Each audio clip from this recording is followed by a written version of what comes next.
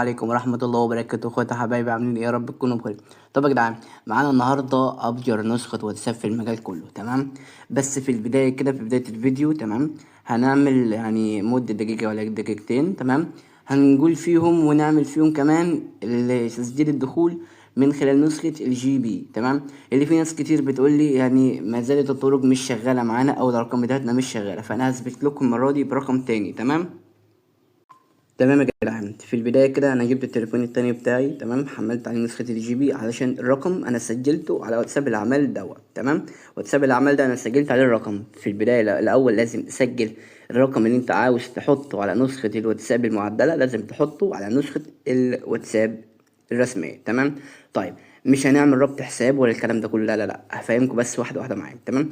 في البداية كده أنا بعد ما سجلت الدخول هنا، تمام، هنعمل ايه؟ اللي هو رقم 010 اللي على الواتساب، تمام. هنخش تلقائي كده على النسخة بالشكل دوت. بصوا يا جدعان، هنا دي نسخة الجي بي، تمام. هنا بكل سهولة صاحبي يعني هنخش هنا، تمام. لحظة واحدة كده، أي سماح أي حاجة بتجيلك يا صاحبي لازم تخش وتديله سماح مع نفسه، تمام. احنا بندوس التالي بالشكل دوت، تمام. بنكتب الرقم ثانية واحدة بس عشان مش حافظ الرقم. تمام يا اخواتي، كتبنا الرقم كده، نخش بقى بالشكل ده يا صاحبي، شايف ده الرقم بتاعنا، تمام. نخش بالشكل دوت، تمام.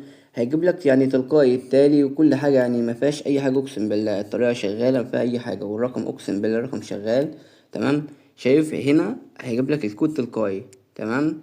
مع بعضينا اهو، هو مش هيروح في اي حاجه يعني اهو، شايف لك جاب لك رساله الواتساب. نخش هنا على الواتساب تلقائي كده يا شباب، تمام. هيقول لك ننقله، بس نكتب 2 6 5 6 5، ونطلع كده قبل ما نكتب ال8 هنبص بص هنا عشان بس الناس تبقى ايه معانا، تمام. نكتب ال8 على طول تلقائي.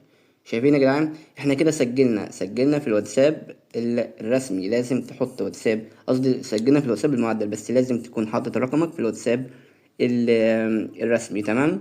وبعدين يا صاحبي انت بقى هو يعني هيسجل، تمام. ونرجع تاني، يعني احنا كده حاليا سجلنا في الواتساب، تمام. الواتساب فتح معانا بالشكل ده، تمام. ده الرقم بتاعنا يا جدعان، شايفين ده الرقم بتاعنا سجلنا فيه، تمام. وكده احنا ايه، مش محتاجين اللي احنا نعمل اي حاجه تاني. زي ما قلت لك هتديله سماح بالشكل ده، يطلب منك اللي هو يخش على الصور بتاعتك، تمام. ده طبيعي في اي واتساب يعني، مفيش اي حاجه، تمام. ودي النسخة اللي احنا لسه اخر تحديث فيها لسه نازل، تمام. فانا قلت اسجل لكم عليها، تمام. وعشان اثبت برضو للناس كلها اللي النسخة شغالة، تمام، ورقمك هيشتغل معدل. ومفيش اي حد يضحك عليك ويقول لك اللي انا هشغل لك رقمك يعني لازم تدفع فلوس عشان افك لك معدل والكلام العبيط دوت، تمام. رقمك بكل سهولة يا صاحبي هيشتغل معدل معاك، تمام. وهنبدأ دلوقتي حالا هنعرض النسخة الواتساب بتاعتنا. ورجعنا لكم تاني بعد ما سجلنا الدخول في الواتساب وثبتنا النسخة فوق الجي بي تي، تمام. في البداية كده يا صاحبي احنا بنفتح النسخة بالشكل ده، نسخة عظمة اقسم بالله، تمام. وحطينا برضو فيها اضافات طبعا لاخويا اللي القناة بتاعته خدت حظر، والحاجات بتاعته كلها خدت حظر، تمام. فاحنا طبعا ايه حطينا برضو بعض الاضافات، وقناته هتلاقي عندي انا في اول تعليق مثبت عشان الناس تخش تشترك فيها وتدعمه، تمام. وبس كده احنا بقى نخش على النسخة بتاعتنا، ودي البداية يا صاحبي، واقسم بالله النسخة طرش وفجرة من الاخر. فيديو في الشات وفيديو في الواجهة، يعني قصدي 3 فيديوهات في الشات و3 فيديوهات في الواجهة. احنا بنخش تلقائي اول فيديو بالشكل دوت، تمام. هو فيديو بس جاي كصورة يعني، عامة شايفين يعني بالشكل دوت، تمام. هي صراحة حلوة فعشان كده حطيتها يعني، تمام. وادي التاني، تمام.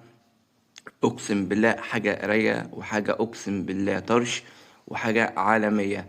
وطبعا ما فيش صوت لان انت ما ينفعش تبقى فاتح الواتساب والصوت شغال تلقائي. وبرضه انت بتخش في الواجهة بالشكل دوت، تمام. بتلاقي عندك 1 2 3، يا اما على طول بتلغي الكلام ده وبتخليه صورة ثابتة، تمام. وطبعا الشات يا حبيب قلب اخوك ده بالشكل ده هتشوف ابجر حاجة في حياتك اقسم بالله. احنا لما نبعت رسالة بالشكل ده، تمام، شايفين نبعت رسالة بالشكل ده،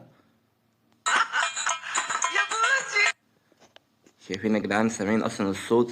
شايفين يعني كل ما تبعت رسالة يجيلك دي، او اللي انت تعمل ريكورد بالشكل ده، تمام. تعمل ريكورد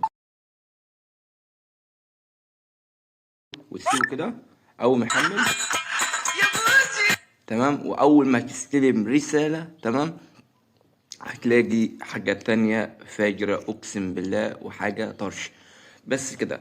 وبنرجع بقى للواجهة تاني يا جدعان، وندوس على التلات نقط دي تمام بالشكل دوت. التلات نقط اللي احنا دوسنا عليهم اهم، عشان برضه في ناس كتير بتسأل، اهم على الشمال من فوق تمام. وبعدين بندوس على اضافات بيجو، طبعا اخويا الكبير علي، احلى اخ في الدنيا اقسم بالله تمام. وندوس عمك القناص اسطورة زلمة، ده طبعا عندك حاطط لك كل الاصدارات اللي انت ممكن تحتاجها، وعندك اصدارات تانية لبعض السوشيال الاخرى تمام. طيب بيجي لك هنا بقى يا صاحبي، هنا عندك القناص والصورة زي ما بتدوس عليها كده بيدخلك على الحاجات الطرش بتاعتنا اقسم بالله اللي احنا متميزين فيها. اول حاجة الحماية، الحماية من اي حاجة على الكوكب تمام، بتفعلها بالشكل ده تمام.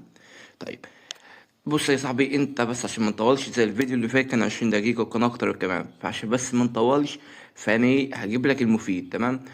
يعني عندك هنا تسجيل الصوت تمام، وهنا عندك هنا حل مشكلة انتهت صلاحية الرسائل، يعني في تيجي لك مشكلة الرسالة صلاحيتها منتهية او اللي هي متشفرة كده يعني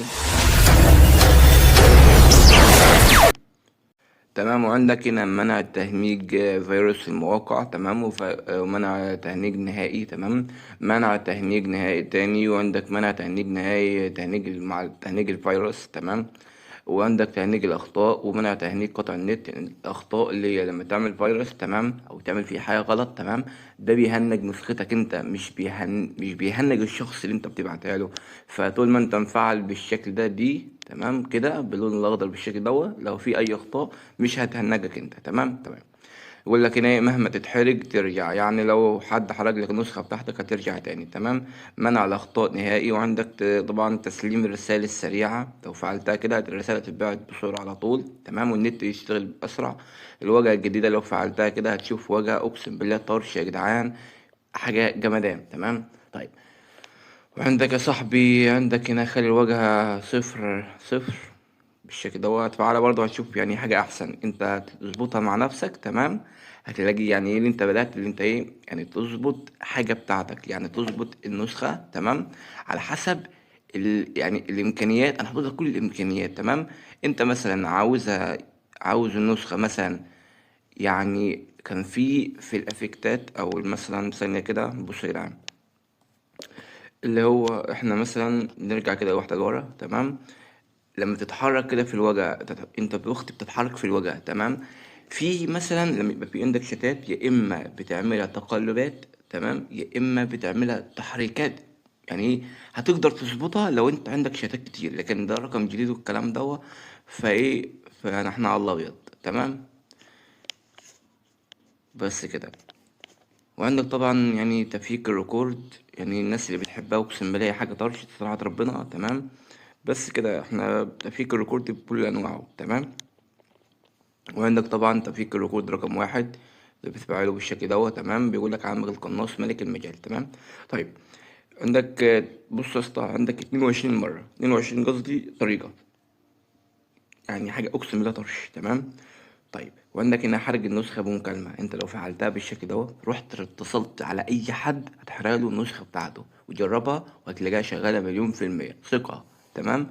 طيب وعندك هنا طبعا توثيق الأرقام دي فيك، يعني مش بنسبة كبيرة طبعا لازم نلغي دي، ميبقاش مفعلة على طول، يعني ميبقاش مفعلة على طول، لما تيجي تعملها على حد روح مفعلها، غير كده مش مفعلهاش عشان تفضل النسخة بتاعتك سريعة وما تهنكش منك ولا ثانية تمام. طيب نرجع كده واحدة لورا يا صاحبي، وعندك الحماية والخصوصية بالشكل اخفاء طبعا، يعني ايه الحاجات الطرشة بتاعتنا تمام. بس وعندك طبعا السمات، الناس اللي عاوزة تغير السيم او تعمل استعادة للسيم هتلاقي كل حاجة موجودة تمام قدامك وكل حاجة طرش. في حاجة بقى يا جدعان مهمة عشان برضو في ناس كاليك اللي عليها تمام. في ناس حابة تعرف يعني لما انا مثلا ابعت لك رسالة تمام، الرسالة دي تظهر مثلا بعلامتين صح تمام، علامتين، ولكن لما انا اشوفها ما يظهرش اللي انت شفتها، يعني ما يظهرش علامتين الزر تمام. طيب انت بتعمل ايه عشان تعمل الكلام او اللي انت مثلا بتروح مفعل حاجه كده انا هوريلك، بص يا اسطى، على طول بس عشان ما ناخدش وقت، هتدوس على الثلاث نقط دول. تمام. طيب وبعدين هتروح دايس على الخصوصيه. تمام. بس انت بقى دخلت على حاجات الطرش بتاعتنا. اول حاجه اخفاء الظهور، هتروح مفعلها بالشكل دوت. تمام. فعلتها ورجع تاني. اخفاء جزء اظهار انك شاهدت الحاله، مش هتعملها. تمام. لان انت هتشوف الحاله. تمام. ومش هتوري الشخص اللي انت شفت الحاله بتاعته. تمام. يعني هو مش هيشوف الحاله بتاعته غير في علامه العين، هتلاقيها من تحت على الشمال. تمام. لو دوست عليها كده كده انت بتوريه اللي انت شفت الحاله بتاعته. دي حاجه جديده في الواتساب بتاعنا المره دي. تمام. لكن لو انت ما دوستش عليها طول ما انت بتتفرج على الحلقه بتاعته، هي لا هتتحذف من عندك. تمام. ولا هو مستحيل يعرف ان انت شفت الحلقه. تمام. طيب اظهار الرساله المعدله دي، لو دوست عليها بالشكل ده اللي هي رقم 5 دي، اظهار الرساله المعدله. تمام. لو دوست عليها اي حد عدل الرساله بتاعته، هتقدر تشوف الرساله قبل وبعد. تمام. طيب تعطيل المشاهدة لمرة واحدة، لو دوست عليها بالشكل ده تعطيل المشاهدة لمرة واحدة بالشكل ده يا صاحبي، هترجع مرة كمان كده. تمام. هتلاقي اللي انت لما مثلا تفتح الحالة بتاع اي حد. تمام.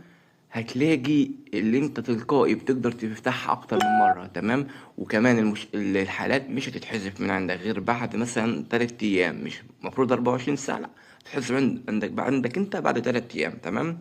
اخفاء صحين الزر ابعاد الرد، لو فعلت دول. تمام. هتلاقي الصحين الزر هيختفوا تماما، يعني انا بكلمك. تمام. ومعرفش انت شفت الرسالة ولا مشوفتهاش. تمام. وبعدين صحين الاستلام، لما تفعلها بالشكل ده صحن الاستلام يا صاحبي، هقول لك اخفاء صحن الاستلام واخفاء علامة الصح من المجموعة. يعني افهمك، اول واحدة اخفاء علامة الصح من المجموعة دي لما انا تمام ابعت حاجة للمجموعة بتاعتي، ماشي، وعاوز اعرف مثلا كم واحد شاهد الرسالة. تمام. بالنسخة دي مستحيل حد يعرف ان انت شفت الرسالة بتاعته. تمام. طيب الحاجة التانية بقى اللي كانت اخفاء رحنا فين؟ تمام. اخفاء صحيح القراءة، لما انا مثلا ابعت لك رسالة تظهر لك رسالة واحدة بس، قصدي علامة صح واحدة بس. دي معناها اللي انت مش فاتح نت يعتبر. يعني اللي احنا عارفينه كالطبيعي، علامة صح واحدة يعني الرسالة وصلت، علامة صحين يعني الرسالة وصلت وهو فتح نت، علامة صحين وزر يعني الرسالة وصلت وهو فتح نت وشافهم. تمام. ومفروض يرد عليك. لكن هنا بقى لما تعمل إخفاء صحين القراءة دول، هتظهر له هو علامة صح واحدة بس وبس يا صاحبي. تلقائي هيعرف ان انت مش فاتح نت، وهتكون انت شفت الرسالة وتشوف هترد عليه ولا مش هترد عليه. ودي حاجة اقسم بالله طرش. تمام. طيب حكاية جاري الكتابة، جاري الكتابة دي لما تفعلها بالشكل ده اخفاء جاري الكتابة، يعني لما انت تبقى ما تبعت له. تمام. هو بقى لو هو متابعك يعني يفضل شايف باصص على الشات بتاعك والكلام ده، لا شفت الرسالة وما شفتهاش والكلام ده. تمام. لو انت دوست على اخفاء جاري الكتابة بالشكل دي. تمام. هتلاقي عنده هو مش هيشوف غير الرسالة لما توصل على طول، ولا يشوف جاري الكتابة ولا اي حاجة. وكمان هنعمل اخفاء الريكورد. تمام. اول حاجة في المجموعات وفي الشات، اول واحدة بتاعت الشات اخفاء جاري الكتابة في الشات، والتانية اخفاء جاري الكتابة في المجموعات. تمام. هتفعل الاتنين دول، هتعمل هتعمل قصدي اخفاء جاري الكتابة بتاعتك انت. تمام. طيب تسجيل الريكورد في نفس الكلام، هتلاقي اخفاء جرى تسجيل الريكورد في الشات، وبرضو اخفاء انك تسجل صوت في المجموعة. تمام. يعني انت بتسجل ولكن محدش هيقدر يشوفك. تمام. العظمة اللي بعديها في الاستماع للصوت، لما تدوس على الاستماع بالصوت بالشكل دوت. تمام. اخفاء اشارة التشغيل، يعني انا بعت ريكورد لاي شخص، او قصدي اي شخص بعت لي ريكورد. تمام. في تحت الريكورد علامة لونها اخضر من تحت على الشمال. تمام. العلامة الخضرا دي لو انت مش مفعل اي الاتنين دول. تمام. اما في الشات او في الريكورد قصدي او في المجموعات، هتلاقي بعد ما تسمع الريكورد تلقائي هتلاقي العلامة دي اتحولت من خضراء لزرقاء. تمام. لكن لو انت عملت اخفاء اشارة التشغيل او اخفاء انك استمعت للتسجيل في المجموعات، هتلاقي بعد ما تسمع الريكورد بالشكل دوت هتلاقي يا صاحبي تلقائي العلامة دي ما زالت خضرا زي ما هي، كأنك لم تشوف ما شفتش قصدي الريكورد. تمام. خلصت الكلام ده كله وفي حاجات مثلا عاوز ترجع لها، او في حاجات مثلا يعني انت عاوز تعملها من تاني او تعدل حاجات كتير كلها يعني او اكتر من حاجة، هتدوس اعادة ضبط الخصوصية بالشكل دوت. تم مسح تفضيلات الخصوصية، يرجى اعادة تشغيل النسخة بالشكل ده. تروح دايس على 3 نقط واعادة تشغيل الواتساب بالشكل دوت، تلقائي هتفتح معاك وتبدأ اللي انت ترجع للخصوصية وتعملهم من تاني على حسب ذوقك انت. تمام. طيب نرجع بقى يا صاحبي ونشوف اخر حاجة عندنا بقى، عشان بس ايه نبقى فاهمين. لو انت يا صاحبي عاوز تبعت رسالة لشخص، مش هو مثلا اداك رقمه، تمام، انت بدل ما تخش تسجله في الهاتف والكلام ده، لا، بتدوس على ال3 نقط بالشكل دوت. تمام. وبتدوس رسالة لرقم غير محفوظ يا روح قلبي، بتدوس عليها بالشكل ده. تكتب هنا أول حاجة 20، تمام، وبعدين رقمه هو، لو هو 012 أو هو 010 أو هو 011 أو أي رقم أو أي حاجة أو أي خط. تمام. إن شاء الله يكون بولندي، ولكن احنا هنتكلم عن المصري دلوقتي. تمام. في المصري هتكتب بدل 010 هتكتب 11 على طول، قصدي 10 على طول. تمام. لكن انت لو كتبت صفر هنا فانت كاتب عند ال20 هنا صفر، ما ينفعش، لازم تبقى كاتب على طول، ما تكتبش الصفر، تكتب على طول 10 وتكتب الرقم بتاعك وهكذا. تمام.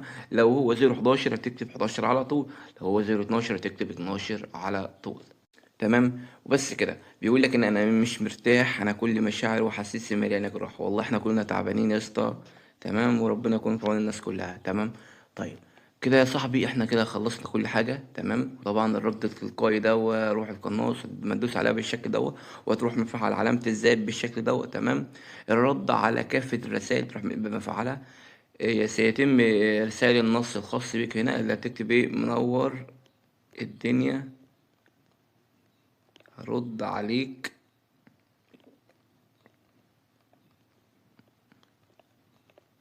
لما اخلص شغل. تمام. رسالة التأخير يعني ايه رسالة التأخير؟ طب ثانية كده عشان بس نظبط دول.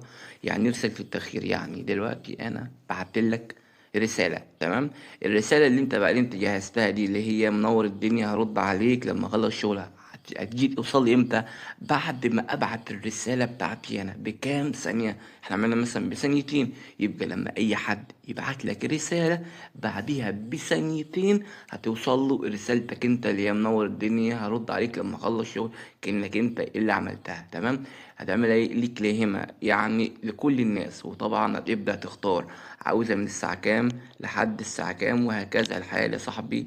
انت كده بتظبط دنيتك. تمام. بتظبط على حسب وقتك انت. تمام. هم بياخدوا 8 ساعات بس. تمام. يعني كل 8 ساعات تيجي تعدلها، مش هتفرق كتير. تمام. طيب بترجع كده وبعدين بتكون معلم طبعا علامة الصح عشان خاطر تحفظ الرد التلقائي بتاعك. وبكل سهولة كده يا حبيب قلب اخوك نكون خلصنا الفيديو بتاعنا. وان شاء الله اللي ما شافش الباسورد لازم يرجع. الباسورد هيبان لك على الشاشة. تمام. وهيكون طويل وواضح كمان عشان الناس كلها تبقى شايفاه. الباسورد هيبان على الشاشة. ولحد كده الفيديو بتاعنا يكون خلص، والسلام عليكم ورحمة الله وبركاته.